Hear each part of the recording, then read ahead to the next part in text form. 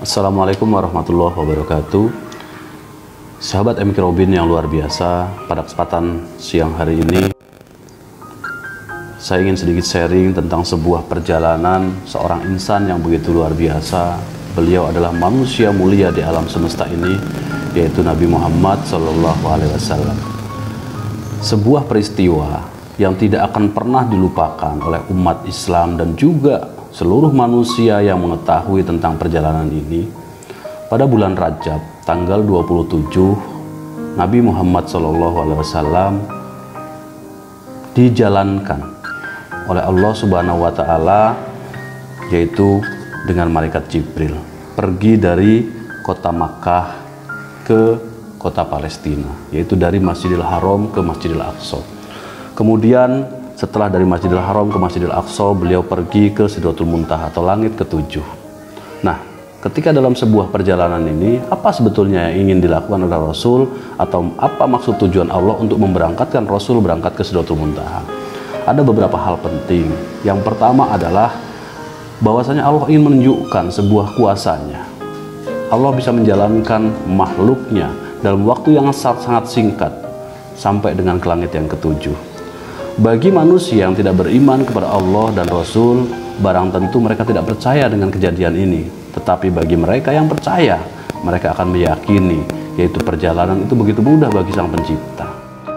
Ketika di langit yang ketujuh, beliau berjumpa dengan Allah, dan pada saat itu beliau mendapatkan satu perintah, yaitu untuk sholat 5 waktu bagi Nabi Muhammad dan umatnya dalam 24 jam satu hari sebanyak 50 kali sholat.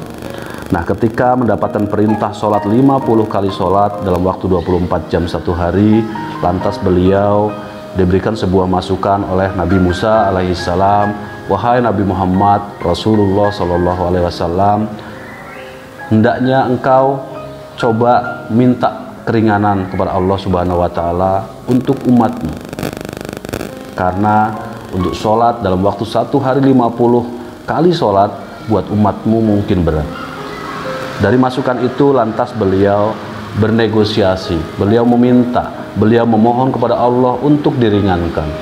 Akhirnya setelah beliau meminta, Allah kabulkan permintaan Nabi Muhammad SAW, yaitu dalam waktu 24 jam satu hari sholat untuk umat Nabi Muhammad hanya 5 kali sholat, yaitu sholat subuh, sholat duhur, sholat asar, sholat maghrib, dan sholat isya. Nah, setelah mendapatkan perintah untuk melakukan sholat 5 waktu, dan kemudian ada beberapa hal yang beliau mungkin dapat pesan dari Allah di sana, lantas beliau turun ke bumi pada pagi hari. Nah, ketika turun ke bumi, para sahabat-sahabat sekalian mendengarkan informasi itu, dan juga para kafir Quraisy juga mendengar itu. Nah, ketika mendapatkan perintah untuk sholat 5 waktu, ada beberapa hal pesan moral yang Allah berikan kepada Nabi Muhammad, yaitu dalam sholat 5 waktu kita diperintahkan untuk yang pertama adalah mengagungkan Allah dengan dibukanya takbiratul ihram, Allahu Akbar. Kemudian ada ruku dan ada sujud. Yang luar biasa adalah dari ritual sholat ini ada sebuah message, ada sebuah pesan. Pada saat kita menundukkan wajah kita, kita meletakkan dahi kita meletakkan kepala kita di lantai untuk bersujud kepada yang maha kuasa, Sang Halik. Pada saat itu kita berbisik di bumi, tetapi yang luar biasa, bisikan kita sampai dengan di langit yang ketujuh. Untuk itu, apabila kita menganggap, kita merasa bahwasanya kita umat Nabi Muhammad, lakukanlah sholat 5 waktu. Kenapa? Sholat itu begitu penting buat kita semua. Dan selain daripada itu, yang luar biasa, Nabi Muhammad SAW semenjak diangkat menjadi Nabi dan Rasul selalu memikirkan umatnya.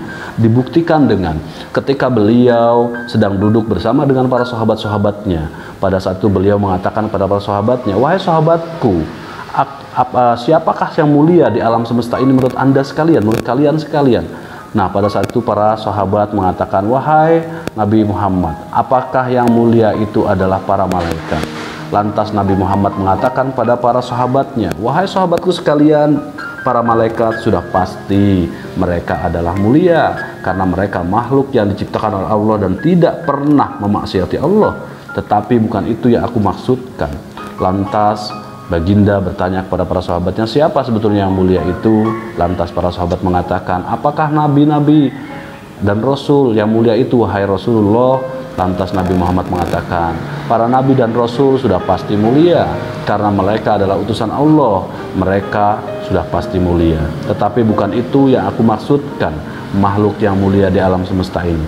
Lantas para sahabat mengatakan, apakah kami, wahai Rasul, yang mulia itu? Lantas Nabi Muhammad mengatakan kepada para sahabat-sahabatnya, wahai sahabatku sekalian, barang tentu kalian mulia karena kalian adalah sahabat-sahabatku, kalian adalah orang yang selalu bersamaku, kalian berjumpa denganku, sudah pasti kalian mulia. Tetapi bukan itu yang aku maksudkan, wahai sahabatku.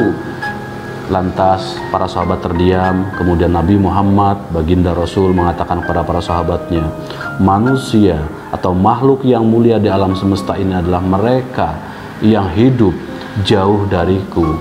Mereka tidak pernah jumpa denganku, tetapi mereka mengimaniku. Mereka selalu merindukanku. Mereka selalu bersolawat untukku, dan aku rindu kepada mereka. Sahabat-sahabat sekalian, hari ini baginda Rasul merindukan kita. Pertanyaannya adalah, rindukah kita dengan beliau?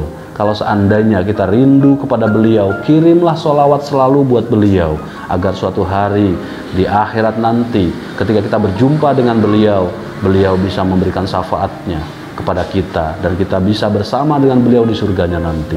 Untuk itu, apabila kita merasa sebagai umat Nabi Muhammad selalu bersolat untuknya.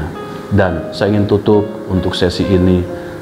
Hari ini Rasul ketika menjelang wafatnya, detik-detik wafatnya beliau, yang difikirkan bukan anaknya, bukan istrinya, tetapi yang difikirkan adalah umatnya. Beliau mengatakan, ummati, ummati, ummati. Ini saja yang bisa saya sampaikan kepada rekan-rekan sekalian.